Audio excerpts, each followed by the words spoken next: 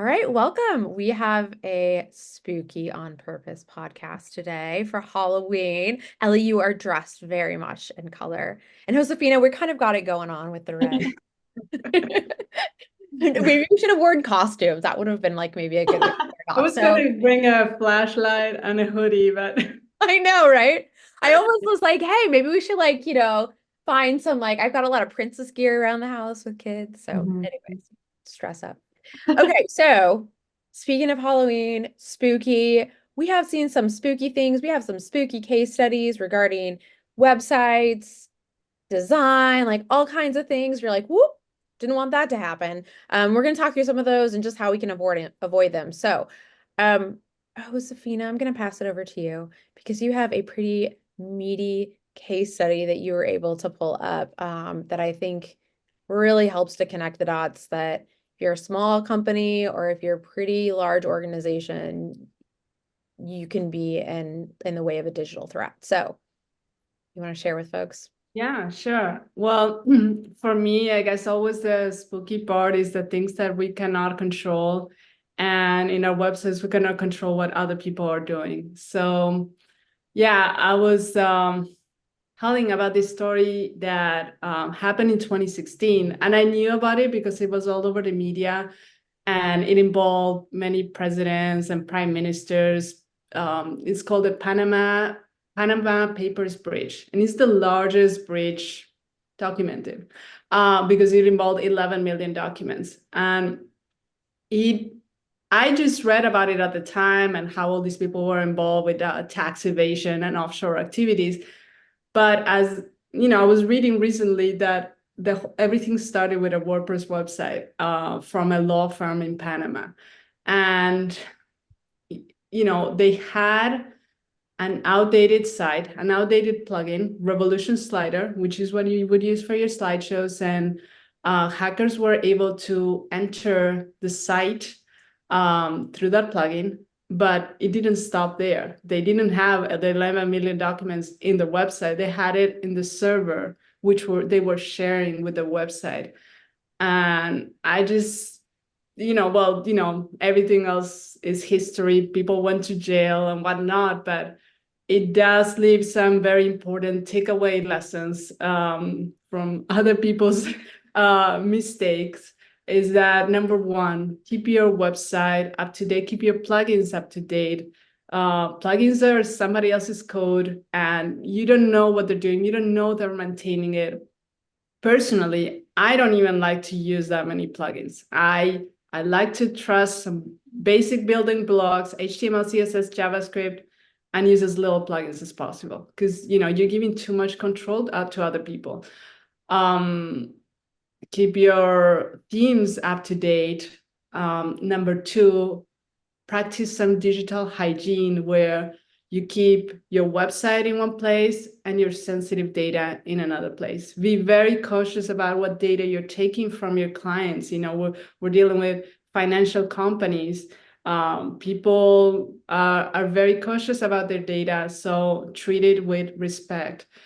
And then I think number three is have a password manager, which seemingly contradicts the digital hygiene because you're having all your passwords in one place, but password managers are working all day. Their brand is working all day to keep your passwords safe. So I guess, and also encrypting your passwords, suggesting hard to guess passwords, and everything they can do in terms of security, they're going to apply because they're training for that all day. So I would say if you have a password manager, just memorize that password, or maybe not, or just whatever it is, like maybe you can write it down in your one safe spot. Have two-factor authentication, and as an extra level of precaution, sign in from a browser that doesn't have any Google extensions. So, because that's also they could sometimes inject malicious code. And I think if you do all of that, you should be relatively safe. Mhm. I have other stories too. I just don't want to take over because I mean, I have not experienced some serious hack in our websites. I do remember that at some point we had a situation which is very common in WordPress where things just get abandoned. So you buy a theme and you build your whole website around that theme, but then the developer decides a career Abandoned change and wants, and then the theme is there, but you still have to update WordPress and the plugins, and it's like the WordPress goes this way and your theme stays here, and they're just not synced anymore. And what happened to our website was that every time we would do an update, we would risk having all these short codes and gibberish appearing on the website, and we had to recreate components. And that's something to think about when you're building with WordPress. Eventually the happy ending is like they didn't get hacked, fortunately, and they got a new website. But you got to be very vigilant and don't depend so much on plugins. I guess if a plugin has 1 million installs, it's steady. You can trust that plugin, but because then you'll know that 1 million people will have your same problem. But it's just you don't need a plugin for everything. And I'm very adamant about adding things that later on you just have to deal with all that junk, on your website that you don't know when was added, why was added. Yeah. Totally. And I should have said we should have done quick introductions too. So for folks that are listening and aren't familiar with your background, do you mind just sharing a quick intro, and then Ellie will pop over to you to do a quick intro, and then I know we'll unpack some stuff because I'm sure you're like, yes, I've seen this and I've seen that. So yeah, Josefina, just yeah, do you mind just doing a quick intro? Yeah, me? Yeah.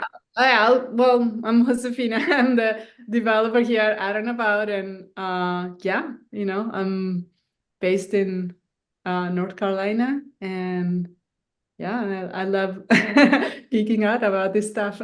Totally. And you are so well versed in a number of different I'll say you've worked on a number of different backends. You're not, platform agnostic. So and you also know a number of different languages. So website Yeah, development languages. So you've seen a lot over the years. yeah, Uh, to yeah, really and I see a lot, and over the years, you just develop your preference and your way. Uh, it's not like even your preference, like, oh, I like to do the things this way. It's like I find it more sustainable doing things this way or that way. But I talk from experience, yeah. Ellie. Mhm. Sure. Yeah, oh, no, I'm not, I'm not muted. I thought I was muted for a You're second. totally good. I always do that. So my reflex is to be like, oh, I probably forgot to unmute myself. I'm Ellie. I'm the design director here at Out and About. So my specialty is a little bit more like design focused and broader than Josefina. So she knows much more of like the technical back end, like web development stuff. And my purview is more of like the design side, the aesthetics and the brand. But yeah, I've been in the industry for oh God, like 15 years now.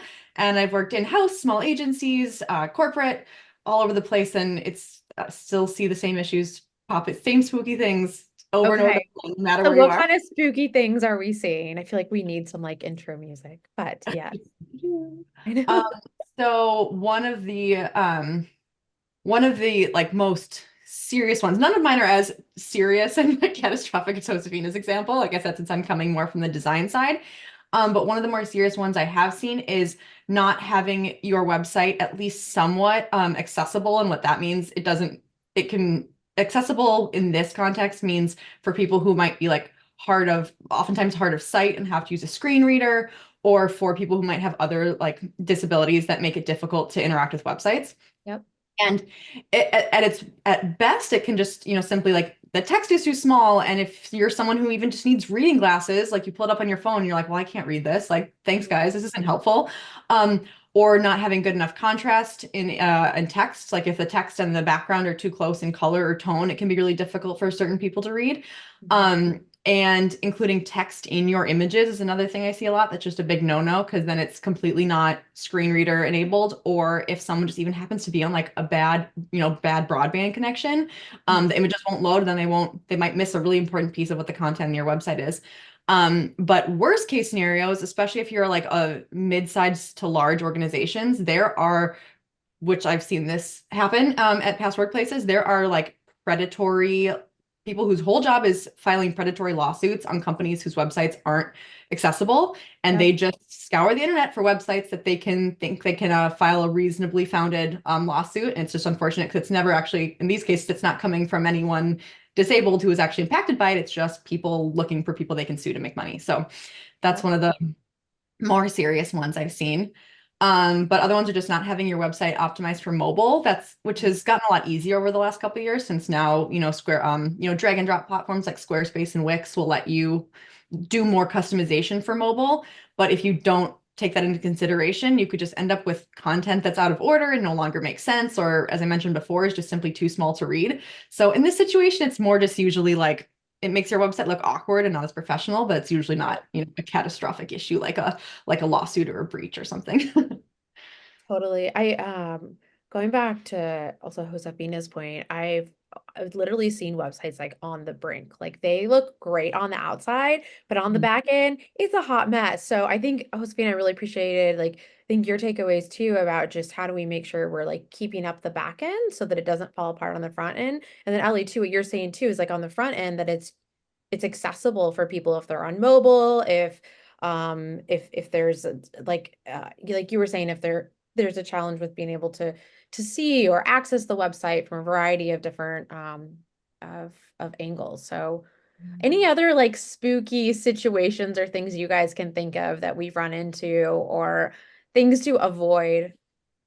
This is one that actually honestly just popped into my head while we were talking, and it's not even it's more from like a consumer angle. I've actually taught a couple of my friends this. There are so many like borderline questionable e-commerce sites that pop up these days. Like you get an ad on Instagram and you're like, Totally. okay, this looks cool. And this is why it's spooky, because the websites can look pretty legit, Like but Tiffany and Company. I've totally seen fake websites like oh that. really? Oh yeah. That's spooky. Yeah, that's really Oh yeah. scary. Like the ones I've seen are usually like, oh, you're like, oh, it must be a small, startup that I've never heard of, but you're like, no, and then you get the product and it's complete It's garbage. It's not fake. what the Yeah. picture. Yeah. So a really good way, like, there are ways that, people who are really savvy at doing that can make it extra impressive, but a really good way to tell is, especially if it's a retail site, look at the photography and see if the photography is all done in the same style. If you're looking at like, that's why one way I've been able to like vet them and teach my friends how to vet them. Like if you look at all the clothing and this is like, this photo is done on a white background and this photo is very, is now in nature and this one is very bright and this one is very dark. If the photography is all over the place, it's probably because they stole the pictures from different websites. So that's a big red flag. If the photography on a website, especially their product photos, is not consistent, unless you know it's legit, like probably don't trust it because they're probably just stealing those images. Yeah, Yeah. totally. Josephine, I know we do a lot of website backups too. I don't know if you want to talk to that because that's like another preventative way to avoid issues of just like the importance of like digital hygiene. Yeah, just regular backups. I mean, because sometimes malicious code is just so hard to, take out or whatever, just having previous versions of it and, an external backup. Like many hosting companies, they provide you a backup for like 30 days, but sometimes it's hard to know when things happen, when code gets injected. I mean, what Ellie was saying about, sometimes what they do, there was like a famous cases of like pharmaceuticals where hidden links get injected into the website and people like press a link from the pharma website and then they go to like and buy something at a counterfeit company. And so you don't know when it may have happened. It may have happened over 30 days ago. So it's good to just keep those regular backups in outside of the hosting. And going back to the e-commerce website that Ellie was saying is like, I am very cautious with my credit card. At this point, I don't pay anything unless it has PayPal, Stripe, Apple Pay, just I don't trust your website. Don't trust and random websites to hold your credit card data. It's not safe anymore. And it's not there's safer methods to do it. So if there's a product I like and they don't offer alternative methods of payments, I'll just learn to wait. Totally fair. And I think that's also a good reminder, like if you are looking to take digital payment, making sure that you have a secure methodology to be able to take that payment in. So I totally hear you. Ellie, were you gonna say something? Disagree. Okay, well, you had mentioned something earlier before we started getting chat like going that I think is like super spooky and very real. Broken forms, like so Yeah. that's like a very real thing. What was it? The other thing that you said was a snag? What did I say was a snag? I don't remember the other thing I said it was a snag. No, the contact form in particular, just maybe you can remember while I'm talking, so I don't recall. I'm not. Yeah. The contact form, especially for small businesses, like I've definitely seen people like, oh, I'm just surprised we haven't gotten leads in a couple weeks. Like, why, what's going on? Maybe we need to do more, a marketing push. It's like, well, have you checked your contact form to make sure it's still working? Because that was a No. point. It could be a WordPress plugin issue, like that plugin is no longer supported, so the form is simply not working. Or did the person who used to get your, did the inquiries used to go to a person who left the company and we forgot to set the contact form to redirect to somebody else? Or did you, as an organization, change the format of all of your email addresses and that didn't get updated? Like there's lots of reasons why a contact form can just not work, or it's just being sent to an old inbox or not going through. So just check that every once in a while, especially if you're like, it seems like we're getting a lower level of leads recently. Just make sure the contact form is working. Totally. It's like basics. I've also seen hackers input malicious code through contact forms too, which I think is another good, like Josefina, to your point earlier, of Yeah. like keep those plugins updated. And if it's like so easy to do shortcuts to just like, I'm gonna throw another plugin on the site. I'm gonna do this, I'm gonna do that, and then you forget about it. And then you go in the back end of the site and you're like, oh my gosh, there's like 50 plugins here. We're only using 5 of the 50. Those other ones need to just say goodbye to them. So just that idea of just like the hygiene. I don't know, Josefina, if there's anything more you want to share on that too, but Yeah, it's definitely it's just a very important step. Just how it is at your house that a few months just could like what happened, what's all this stuff in the closet is just always checking whenever. The more familiar I am with a website, the easier for me is to maintain that hygiene because it's like, okay, I know this, I know when this was inserted. Okay, we can, for me, a common thing I would do is like I deactivate things, keep them deactivated for a while. If nothing happens, then, we consider deleting them. There's many WordPress plugins that have to do with searching or like nothing that will affect your front end, that are just tools. So it's like those are the easiest ones to delete. And then there's like one like Revolution slider. It's like, oh, do we have a slider somewhere? Because okay. apparently it's many stories start with a Revolution slider. I don't like sliders. I don't like plugins for sliders, but I mean, Horseman I see over there with the head nod, Ellie. I know. I Oh, hear no, you. I see Sorry, that in the Josefina, go register. ahead. No. yeah.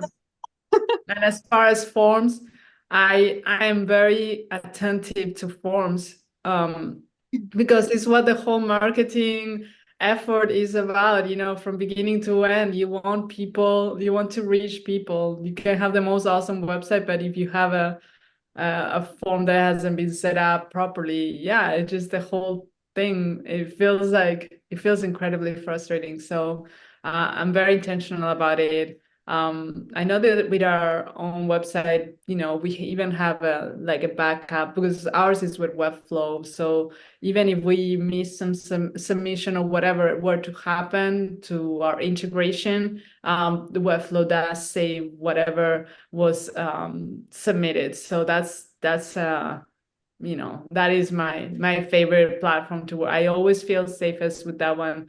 You can still get hacked with a Webflow website because there's always that possibility that you can add a third-party library. You can always inject some code, or there's always the Totally weak safe, right? login credentials. Everything is vulnerable, but at least with that, it is a hosted platform. So everything that's a hosted platform, even HubSpot. I don't like HubSpot, but it is a hosted platform. So they are going to handle security stuff. With Yeah. WordPress, sometimes it does feel like the wild, wild west. So you have to be very diligent what you add there.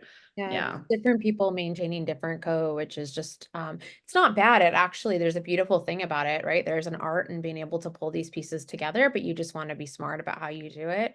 And I think just another takeaway as you guys are talking is that these things, while they seem simple, are never really simple. Like Josepine, you were talking earlier about like, well, I'm going to take a plugin away and I'm going to wait to see if it impacts anything else. Sometimes there's domino effects. So just being really cautious about changes that are being made, and taking those backups, and just that overall digital hygiene is important as you proceed forward. So any other thoughts, guys? Yeah, I mean, there's a lot of spooky things. I mean, at least the Are. me for developer is, I mean, we were talking about CSS stuff. Fortunately, many of those things have been solved with time, but it used to be the worst thing having to deal with Internet Explorer, i.e., because let's just say, and you know, I used to create websites for pharmaceuticals, and you know, many boomers use IE, and so you have to be building for IE. But so let's just say you have some component that's working perfect in any browser, but it's like it's not working in IE8, and we're like Yes. IE11. Cross-browser testing.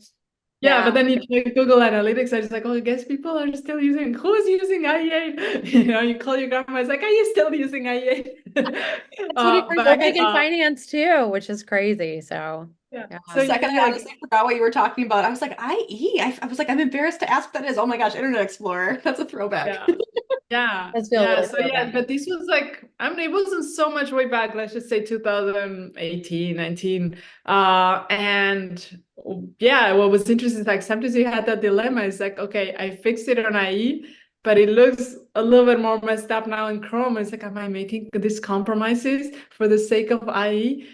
Well, eventually, and you know, even Microsoft had said we stopped supporting AI. So it's like you were really on your own. And or like they would stop supporting older versions. They were using Edge. Eventually, Edge started using Chromium, so it just became a more homogeneous environment. But CSS and different browsers, we use Browser Stack, which solves a lot of these issues. So it's like a virtual computer that allows you to log in to view your website on any computer, on any device you can think of. Yeah, you know, the more, let's just say you run your analytics and you realize that many of your clients use Android, then maybe you want to focus a little bit more on Android. It's worth it. So yeah, those are some other spooky things. Like it's like a lot of things that you have to keep in mind when you're building components. And yeah, with CSS, all kinds of fun things. And there's like so many fun memes, like, you know, how, you know, there's also a famous mug. I don't know if you guys seen it, where No. CSS is awesome, but awesome is like outside of the outside of the We'll have to frame. find that one. Oh my gosh. Yeah, it's a classic. Yeah. Ellie, how about for you? Honestly, this isn't like borderline website related, but something you just said, Josefina, about like things being oh gosh, what did you even say? You're saying like something about like being updated and being like no new versions or things aren't supported anymore. Oh, One yeah, thing that Microsoft. Thank you. Yeah, using Microsoft and like things not being they're not supporting things anymore. One thing that just drives me crazy is like especially now with like cloud storage and like some organizations use Google Drive and they use Google Docs and they use that and some organizations use Microsoft programs and you think like, oh, I can just put one into the other, especially so if your organization is using both or people in your organization are using different versions of those, it can really mess up your documents. Because one thing, like a lot of our work focuses on like business to consumer materials, but we also do a lot for just like organizations internally. And so if you're even like making your email signatures, if you create a beautifully designed, email signature, but then you send it to someone in your organization who uses Outlook and someone in your organization who uses Google or Apple Mail, they could put them in and they would look completely different because those programs use different default fonts or they're running on different versions. And it's just so spooky how you can design something like a beautiful PowerPoint template or a beautiful Word doc, but then as soon as it starts going off to different machines and gets uploaded into Google and then downloaded back and used in Microsoft again, it can just get trashed, and it drives me crazy. I know. It gets And really it's not just machines, like you're saying, like sometimes it's just because you're on an Apple or a PC or different versions or printers or yeah, it is kind of wild. And there's ways to avoid certain things, but there's also well, systems upgrade. Like you can get it just perfect and then it's like, woo, like emails and pictures, woo, that's a whole that could be a whole other podcast. So oh my gosh, so fun, you guys. Really appreciate the conversation, expertise that I brought to the table, and just some really good takeaways, right? I think like websites, all of this can totally be spooky, and making sure that we're smart with just digital hygiene and backups and just, not taking shortcuts on things. So thank you guys for your time. Of course. Thanks for having us.